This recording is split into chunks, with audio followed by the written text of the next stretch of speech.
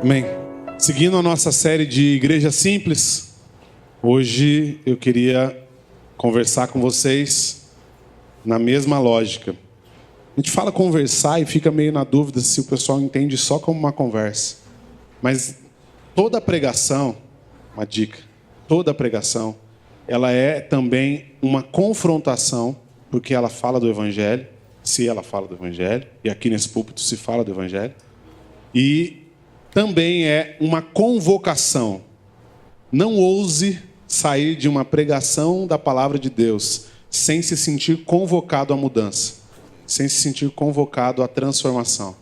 Isso não é por causa de quem prega, não é por causa do pregador, é por causa do poder de Deus, do Evangelho de Jesus Cristo, que é transformador.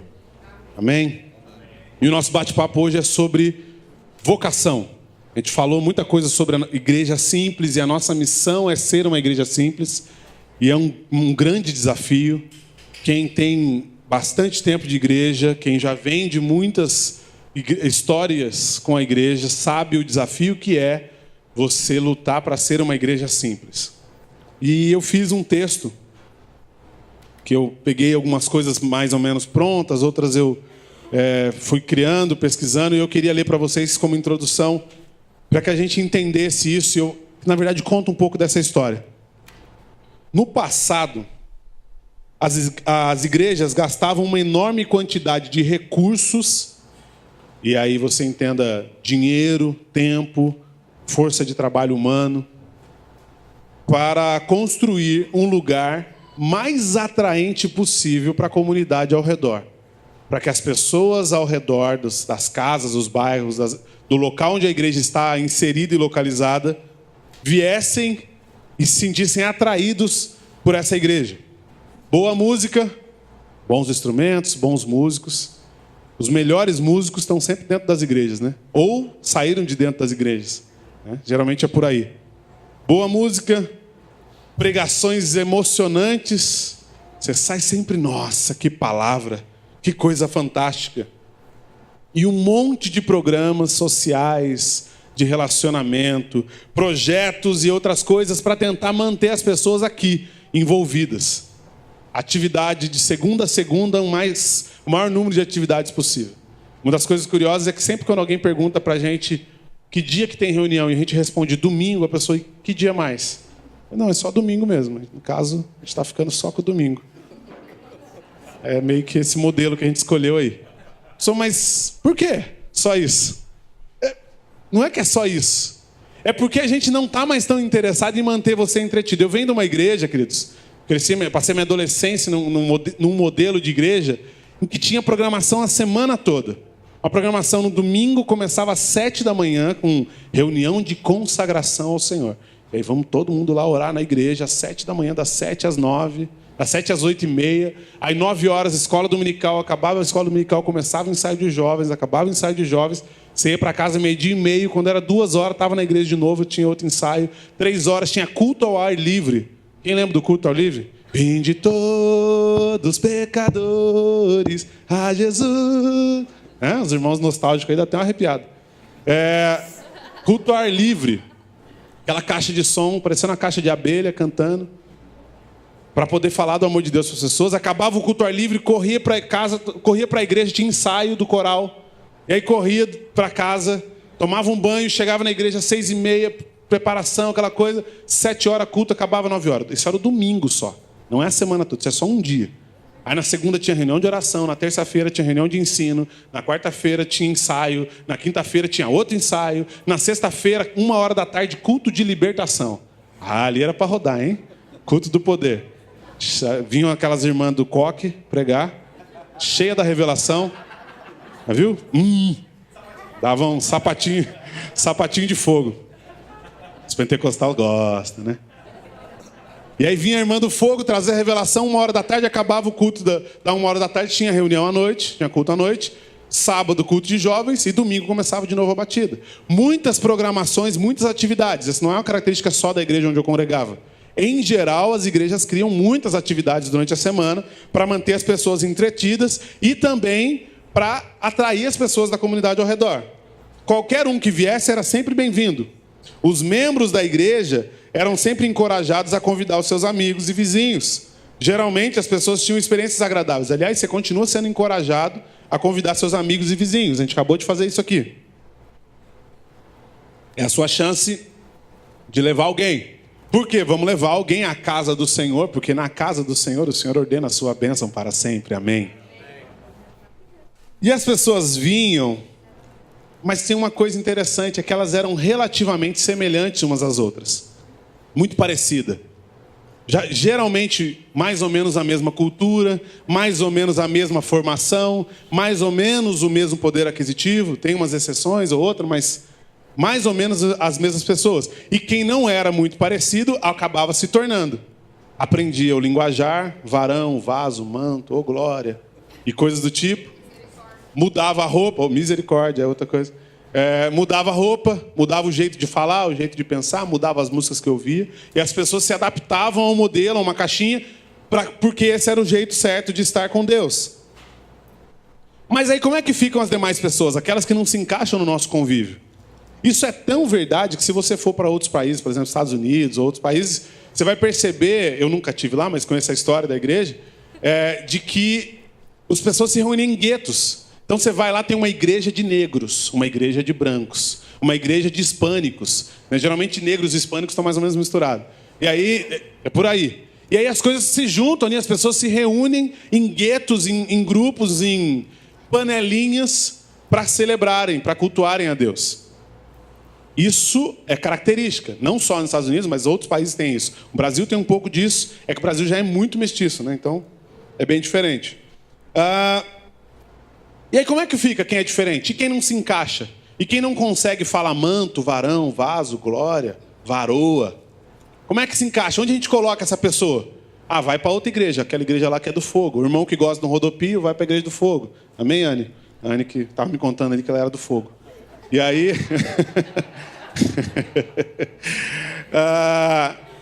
E aí, vai para a igreja do fogo. A outra, não, vou para a igreja mais tradicional. Vou para aquela bem convencional, zona do sistema, que eu não gosto. Eu não gosto nem que alguém chore quando prega. Se chorar, já me incomoda. E aí vai criando os guetos, vai criando os grupos, as etnias. E aí, o que a gente faz, então, com essas pessoas que não vêm, que não estão no modelo convencional? Bom, já sei. Vamos fazer o seguinte, vamos aumentar o nosso poder de marketing. Vamos agora divulgar em rádio Cruzada do Poder com o Apóstolo. Não tem umas cruzadas assim? Os irmãos que ouvem rádio sabem disso. Umas cruzadas evangelísticas, faz um evento lá na rua, vamos fazer uma passeata com a banda tocando na igreja, igual a gente fez em São Sebastião do Rio Verde.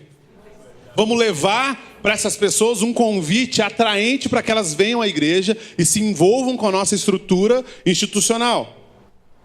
E aí a gente cria outras atividades. Cruzada do Poder, campanha da bênção financeira, campanha para arrumar marido, né?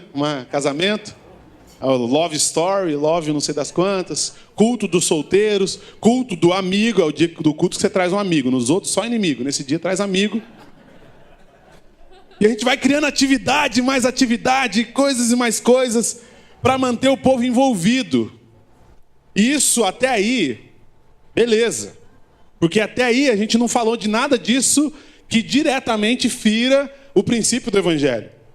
O problema é que por trás disso existe uma mentalidade que fazia com que os membros da igreja começassem a confiar tanto nessa estrutura que a instituição montou, que as pessoas confundiram o significado da palavra evangelismo com convidar alguém para vir à igreja.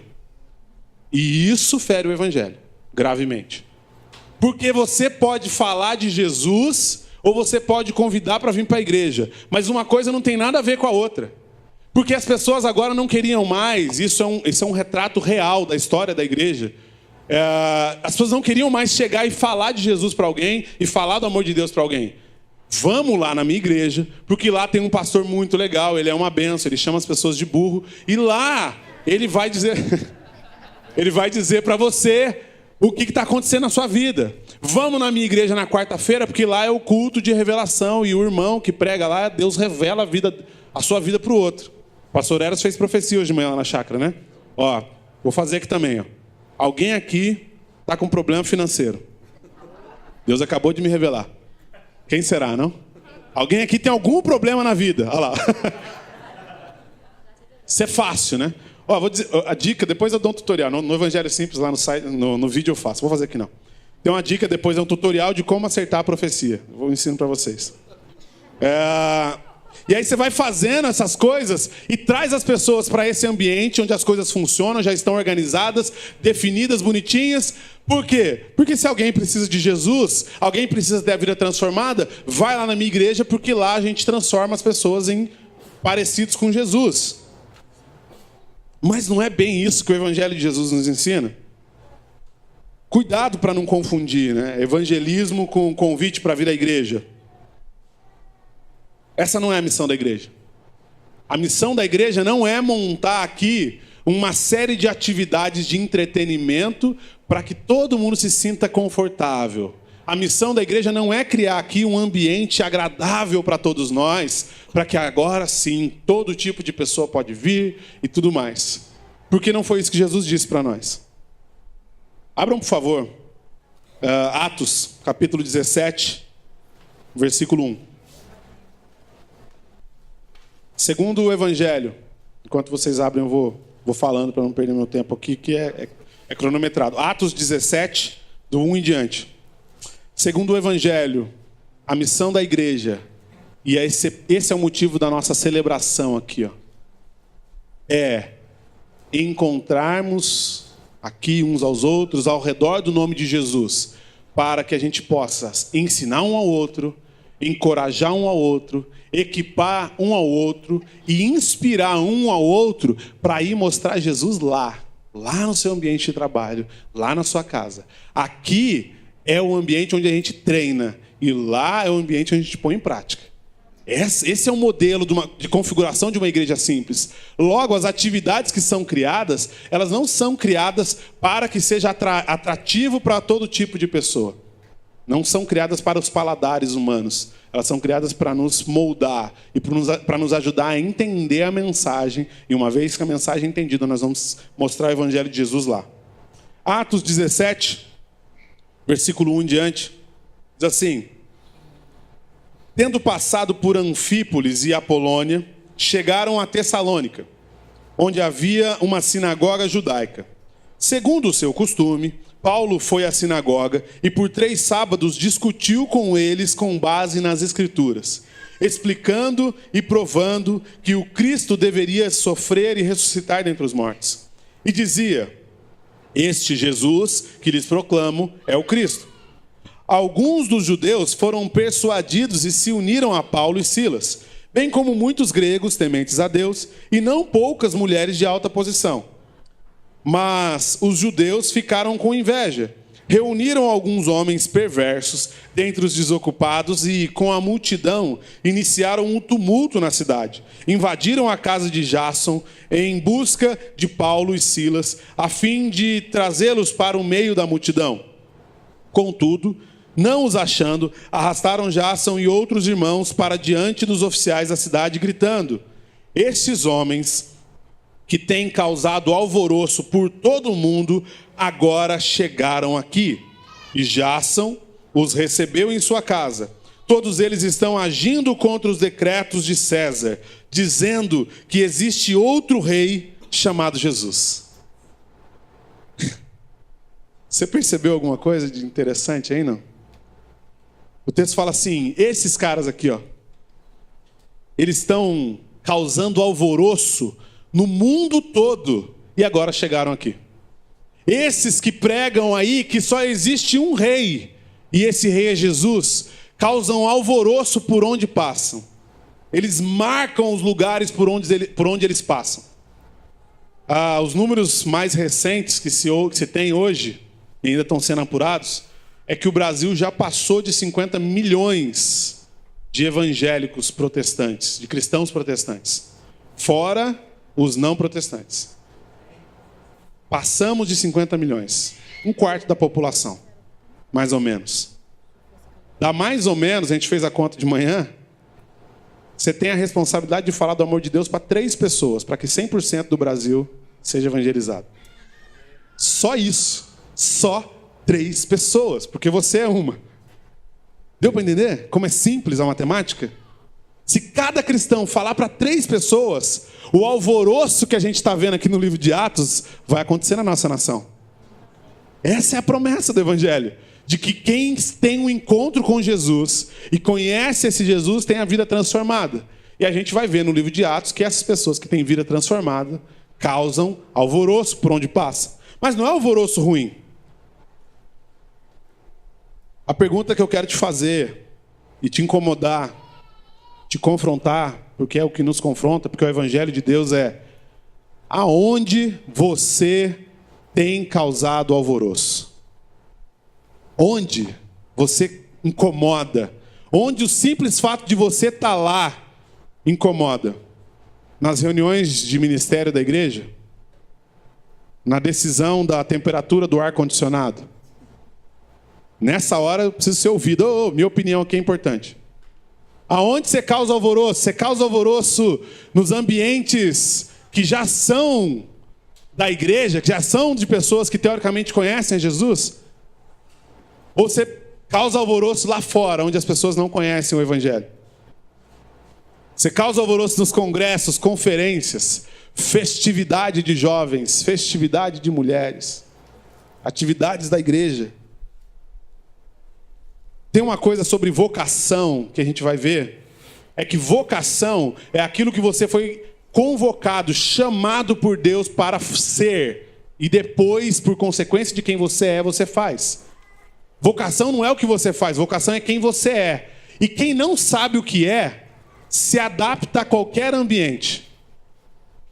Uma igreja que não sabe que ela é o corpo de Cristo, ela se adapta sem mudar aquele ambiente. Mas uma igreja que sabe que é corpo de Cristo, ela chega no lugar e fala: opa, parou a brincadeira, parou a bagunça, porque o reino de Deus está aqui e eu vim aqui para anunciar isso para vocês.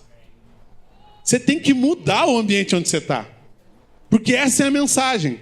Sabe quando os caras estão falando piadinha suja no corredor e você chega? Parou, chegou o irmão. Obrigado pelo respeito. Deixa eu falar para vocês uma coisa sobre Jesus. É para incomodar. O evangelho água de salsicha, sabe? Meia boca, nunca foi evangelho. Não dá mais para viver isso. A gente está falando que esses caras aqui são conhecidos como aqueles que causavam alvoroço no mundo todo por pessoas que estavam se opondo ao evangelho. E a gente vive um período no Brasil em que está cada vez mais evidente a oposição ao evangelho de Jesus. Quem achava que esses dias não ia chegar, está muito claro. Todas as frentes, todas as mídias convencem as pessoas que não conhecem a Jesus de que é um péssimo negócio chegar perto de um cristão ou andar com um cristão. E esse é o nosso desafio, é ser igreja para mostrar para essas pessoas que elas estão equivocadas a respeito de Jesus. Que não é esse o Jesus que eles... o Jesus da Bíblia, o Jesus que nós cremos. É mudar a mentalidade das pessoas a respeito do Jesus. Você sabe que no mundo, a mentalidade que as pessoas têm de Jesus é o Jesus do Porta dos Fundos, né? Já viu? O Jesus do Porta dos Fundos é meio esquisitão, meio afeminado, meio estranho assim, meio confuso. É essa mentalidade que eles têm. Por quê? Por que será que é essa mentalidade que eles têm? Vou te dar 3 alternativas. Porque a Globo fez a cabeça deles. Porque eles gostam desse tipo de coisa. Ou porque não teve crente suficiente lá que causasse alvoroço do lado dele, mostrando o poder de Deus de uma vida transformada. Está faltando referencial cristão. Outra pergunta. Onde você se empenha para ser compreendido? Você vai perceber que no começo do capítulo, Paulo e outros homens de Deus iam onde? Na sinagoga. Porque era lá que as pessoas precisavam compreender. Porque elas estavam muito próximas da mensagem do Evangelho, muito próximas da mensagem de Jesus. E elas precisavam compreender que Jesus era o Cristo, que já tinha vindo, que já havia ressuscitado. E Paulo ia lá e se fazia entender, buscava ser claro, para que as pessoas crescem e se rendessem a Jesus. A gente se preocupa muito em ser claro nos ambientes entre irmãos. Isso é muito legal, isso é muito saudável. Comunicação, né, bem feita é ótimo. Mas é muito importante que a gente mostre para as pessoas o que é verdadeiramente o Evangelho e a que realmente nós nos rendemos. A que realmente nós entregamos toda a nossa vida. Que as pessoas compreendam que não é uma religião. Que as pessoas compreendam que você não é um bitolado fanático. Que elas compreendam que o que te transformou é sobrenatural. E é o poder que sustenta o universo. É o rei de toda a terra que veio viver dentro de você. É importante que você se faça entender nesse sentido. O Evangelho de Jesus é muito simples, gente. De fato, muito simples. É algo que chega a ser redundante falar. A gente fala e tenta, às vezes, buscar alguma coisa diferente. Eu até compartilhei já algumas vezes de que uma das tentações de preparar um sermão, de preparar uma pregação, é você olhar para um texto que está extremamente claro e explícito e tentar tirar dali algo que ninguém viu, para que a sua pregação seja mais eloquente.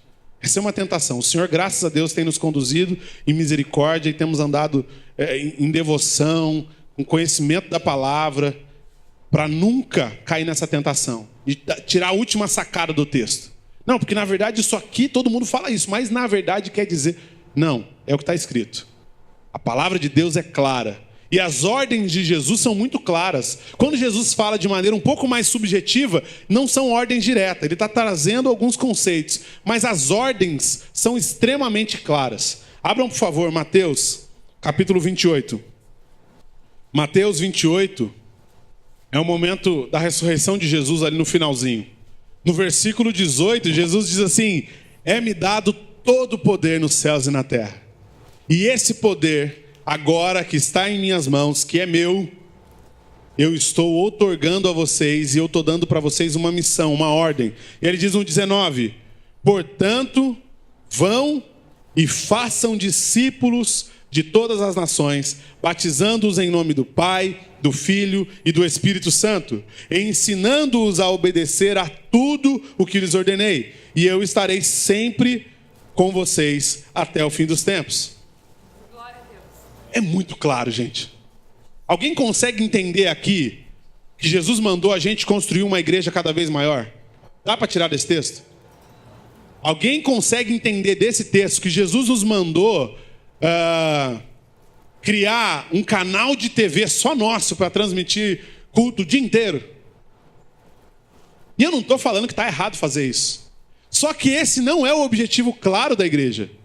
Todas essas coisas são adereços, são anexos, são coisas que foram colocadas ao lado da missão principal, que é fazer discípulos. Foi isso que Jesus mandou fazer. Jesus não nos chamou para fazer grandes encontros. Você quer saber? Jesus nem nos chamou para fazer congresso. A gente faz congresso de bobo mesmo. A gente gosta. A gente faz congresso porque a gente entende que congresso, nesse contexto que a gente está fazendo, desse formato que a gente está fazendo, vai contribuir com a missão principal da igreja, que é fazer discípulos. Tudo o que a gente estiver fazendo que não seja diretamente relacionado com fazer discípulos, está na hora de parar. Enriquecer, comprar casa nova, comprar carro novo, ficar com o carro velho, seja lá o que for, se não tiver relacionado a fazer discípulos, não é a missão principal. Porque se você não resolve a missão principal, todo o resto perde o motivo de estar acontecendo.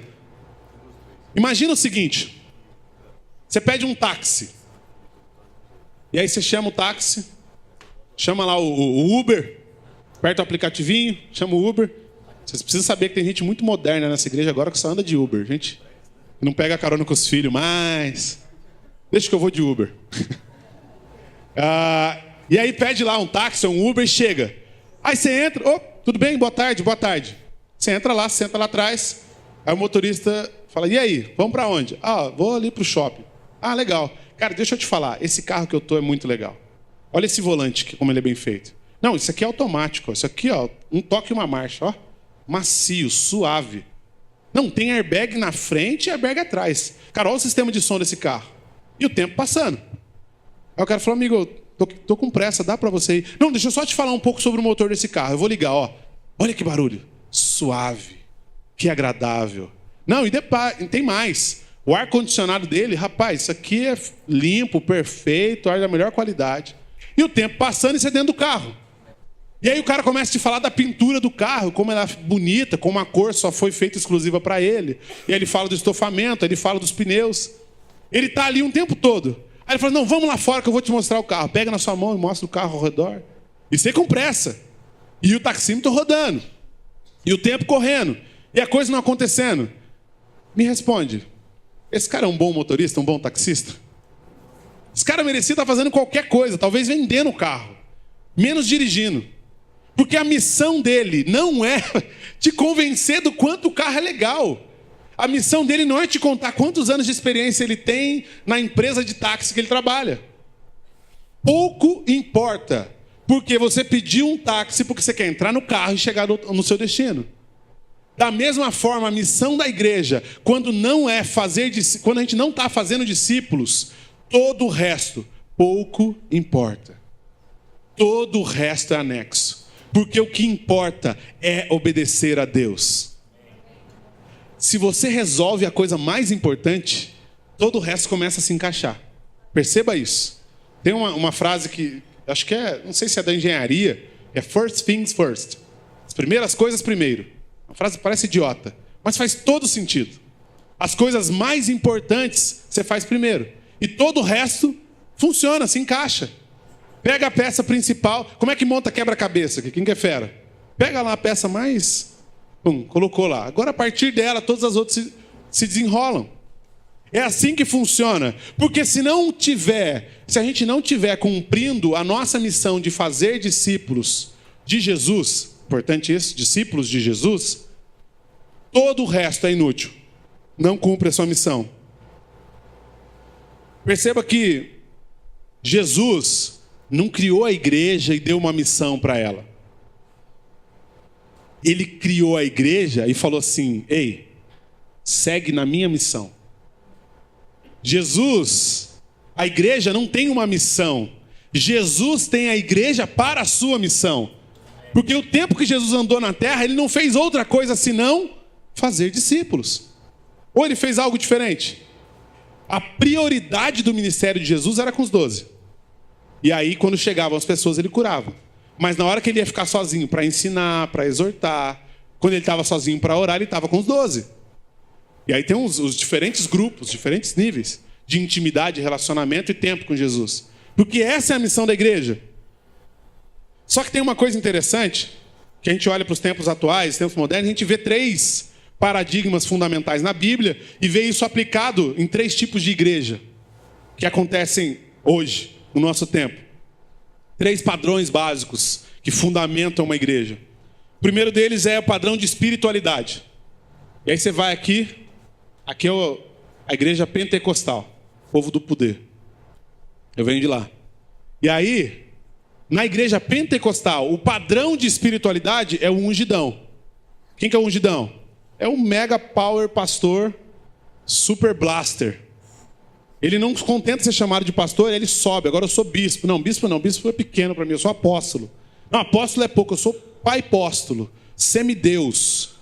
Ele é a cobertura espiritual da galera. Ele cobre as pessoas. Sabe o que tem uma cobertura espiritual? Circo. Circo tem uma cobertura. Geralmente, quando tem um ungidão, muito ungidão que cobre muita gente, é quase igual a um circo. Esse é o primeiro padrão. Aí não, graças a Deus, eu não sou pentecostal, sou tradicional. Batista de carteirinha, presbiteriano de formação, 6 gerações de presbiteriano. Geralmente presbiteriano conta geração, né? Igual judeu. Acho estranho. Metodista. Sou alguma coisa do tipo. Aqui não é diferente, aqui não tem cobertura espiritual, não tem ungidão, mas o nosso padrão de espiritualidade é o padrão dos fundadores. Então só pode ter manifestações espirituais na proporção dos nossos fundadores. Meu Deus, misericórdia, ai se Calvino ouvir um negócio desse.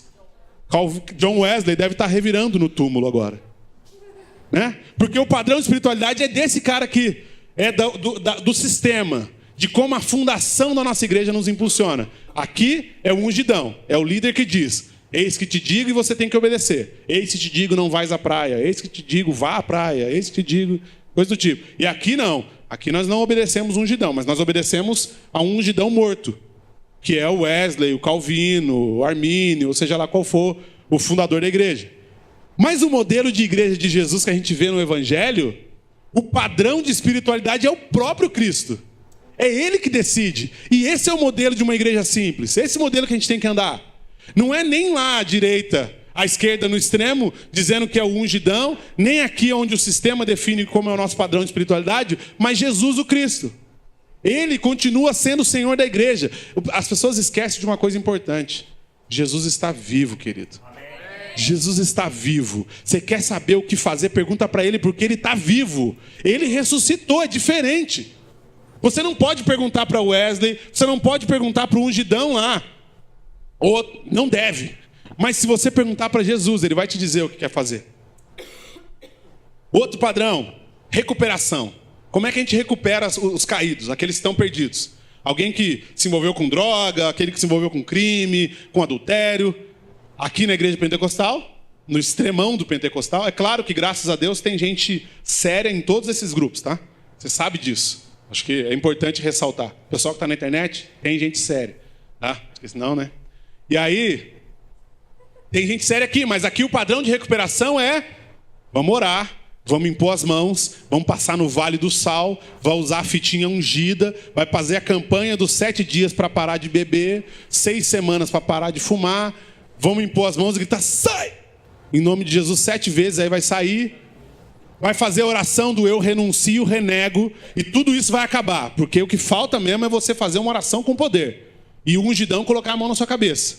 No outro padrão, no padrão sistemático, a gente faz o seguinte: sapecou, tá assado. Passa uma tinta por fora, ajeita o caboclo, tira aquilo que é extremo e por dentro, querido, é assunto seu.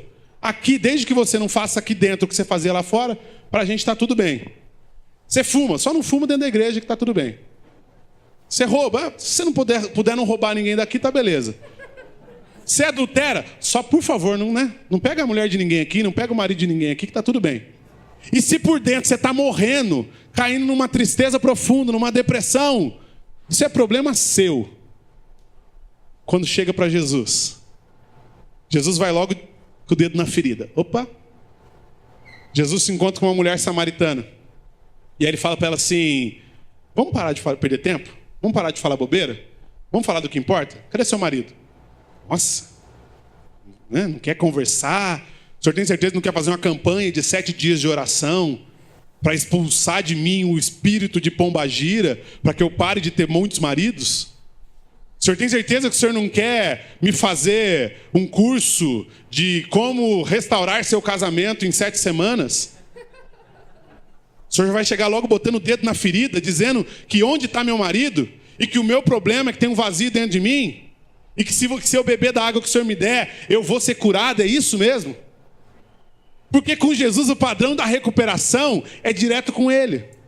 E isso é uma igreja simples. Não é uma igreja que cria um curso, que tem uma didática, e nem uma igreja que manda você passar no Vale do Sal, no corredor, na cruz, seja lá o que for. É uma igreja que te coloca cara a cara com Jesus e fala: ei, esse pecado aí, já orou? Vou orar por você agora, dá sua mão aqui.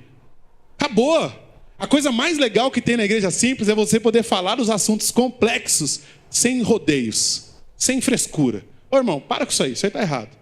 Não tá assim, ó, abre o texto aqui, ó, tá vendo? Nossa, é mesmo. Vamos parar com isso? Tá bom. Tá precisando de ajuda? Eu vou te ajudar. Eu confessei lá de manhã, tenho que confessar aqui também, né? Senão eu fico na sombra. Eu tenho muito problema com o horário. Sou muito atrasado. Quem já marcou compromisso comigo sabe disso, né, Odila? Odila já... E aí, misericórdia. Compaixão do meu pecado, gente. Ó, vocês estão rindo do meu pecado. E aí... Só que eu ando na luz. Eu converso com Jesus sobre esse pecado. Sobre esse, sobre todos os outros. Eu falo: Senhor, puxa vida, que vergonha. E a coisa que eu acho mais legal é quando alguém fala assim: você precisa de ajuda? Quer que eu te ligue antes pra você vir? Quer que eu vá te buscar? Porque gente que está me ajudando na luta com o meu pecado. E se eu fosse do modelão lá, eu falo: não, eu preciso mesmo é que você dobre o joelho e faça uma campanha de oração comigo no monte, daí eu paro de chegar atrasado. Ou então, eu faço de conta que não tem esse pecado, deixo ele aqui e vou passando só as minhas qualidades. Porque aí eu disfarço, eu passo no meio da multidão. Só que quando eu olho para Jesus, ele fala assim: ei, vamos tratar esse problema aí que está incomodando você e todo mundo ao seu redor. Parou, porque um filho meu não deve andar assim. E esse é o confronto do evangelho. Sem rodeio, sem milindre, vai direto ao que interessa. E sobre a missão? Terceiro padrão. A igreja do ungidão aqui, no modelo da missão, ela vai trabalhar o seguinte: a nossa missão é ser uma igreja grande, maior, numerosa, e ter várias igrejinhas abaixo da gente, porque nós vamos cobri-los espiritualmente, e sobre a mesma visão eles vão caminhar, e vão frutificar, e nossos olhos, e os nossos membros vão até os olhos não podem ver, cada vez maior, fazer o nome cada vez enorme, gigantesco, a foto do apóstolo na fachada da igreja, todo mundo, ó, ungidão. E do outro lado, aqui na tradicional, o extremo tradicional, vamos fazer o seguinte: a nossa missão é não bagunçar aquilo que os fundadores criaram. Se a gente se mantiver exatamente como a igreja de 1800 e tanto, de 1500 e tanto, e 1600 e tanto, cumprimos nossa missão. A luta não é para que Deus faça aquilo que Ele quer fazer. A luta é para que a gente não se pareça com aqueles que são diferentes. Mas na igreja de Jesus, Ele atende a cada necessidade e a cada realidade de acordo com o bom propósito de Deus para a sua época. Porque Ele continua sendo o padrão. Jesus está vivo, queridos. Abram, por favor, Efésios, capítulo 4, para a gente terminar. Preciso de mais 2 minutos só. Efésios 4:1. Vocação, essa é a palavra. A vocação da igreja, para que nós somos chamados. Quem nós somos chamados para ser. E o que nós vamos fazer. Efésios capítulo 4, versículo 1, eu vou lendo aqui, diz assim: como prisioneiro no Senhor, rogo-lhes que vivam de maneira digna da vocação que receberam. Sejam completamente humildes e dóceis, e sejam pacientes, suportando uns aos outros com amor. Façam todo o esforço para conservar a unidade do Espírito pelo vínculo da paz. Há um só corpo e um só Espírito, assim como a esperança para a qual vocês foram chamados é uma só. Há um só Senhor, uma só fé, um só batismo, um só Deus e Pai de todos, que é sobre todos, por meio de todos e em todos. E a cada um de nós foi concedida a graça conforme a medida repartida por Cristo. Por isso é que foi dito: quando ele subiu em triunfo às alturas, levou cativos muitos prisioneiros e deu dons aos homens. O que significa ele subiu, senão que também havia descido às profundezas da terra? Aquele que desceu é o mesmo que subiu acima de todos os céus, a fim de encher todas as coisas. Ele designou uns para apóstolos, outros para profetas, outros para evangelistas e outros para pastores e mestres, com o fim de pregar os santos para a obra, de preparar os santos para a obra do ministério, para que o corpo de Cristo seja edificado até que todos alcancemos a unidade da fé e do conhecimento do Filho de Deus e cheguemos à maturidade, atingindo a medida da plenitude de Cristo. O propósito é que não sejamos mais como crianças, levados de um lado para o outro pelas ondas, e nem jogados para cá e para lá, por todo o vento de doutrina, e pela astúcia e esperteza de homens que induzem ao erro. A missão da igreja é a missão de Jesus. E a missão de Jesus é fazer discípulos. Homens e mulheres semelhantes a Ele. O propósito e a vocação da igreja é que enquanto estamos aqui, reunidos, juntos, nós edifiquemos uns aos outros. Mesmo que nós nos acotovelemos, a minha cotovelada é a ação de Deus na vida do meu irmão, e a cotovelada dele em mim é a ação de Deus na minha vida. Mas juntos aqui nós nos preparamos, mas nós não criamos esse ambiente aqui com o fim em si mesmo. O final, a finalidade desse ambiente aqui é que saiamos daqui para levar Jesus por onde nós vamos. Para que as pessoas sejam impactadas e transformadas lá.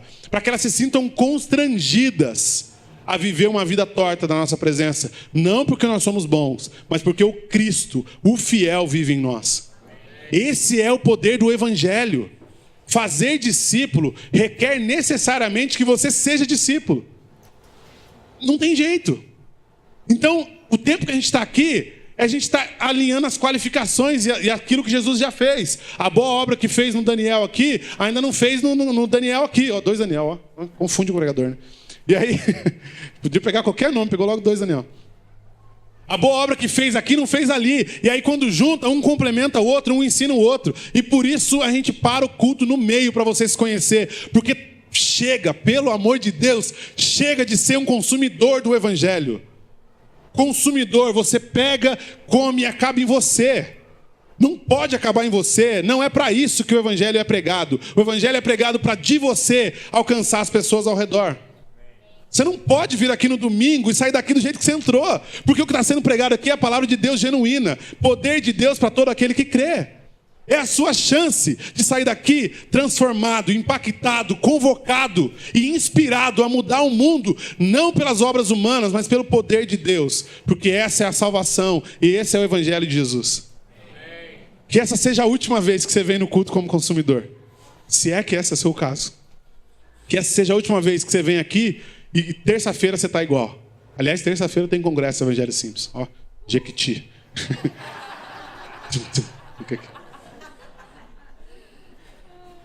Que essa seja a última vez. E que o poder que ressuscitou Jesus dentre os mortos e tem feito a boa obra em nós e tem vivificado os nossos corpos mortais, te inspire, te capacite a ser diferente lá nos seus ambientes. E se você está com dificuldade, você tem que procurar alguém. Fala assim, ei, tem um cara lá no meu trabalho que eu estou precisando de uma ajuda para falar com ele. Porque ele me enrolou, ele é eloquente, ele é isso, ele é aquilo. Eu preciso de alguma coisa para falar do evangelho para ele. Vem, porque a igreja está aqui para isso. Esse é o papel da igreja. Inspirar, instrumentar, capacitar você a ser filho de Deus, a ser discípulo de Jesus lá e levar outras pessoas a serem discípulos também. Amém? Eu queria orar com vocês. Pai, nós te louvamos, Senhor. Cremos no teu poder, cremos na tua palavra. E de maneira muito simples, direta e clara, nós queremos te dizer, Pai, que nós assumimos o compromisso de ser seus discípulos, Pai. E de levar a verdade que tem transformado as nossas vidas a todos os lugares em que nós estivermos, para a glória do teu nome, Pai. Em nome de Jesus nós oramos, nos entregamos a ti, confiamos no teu poder e no teu amor. Em nome de Jesus. Amém.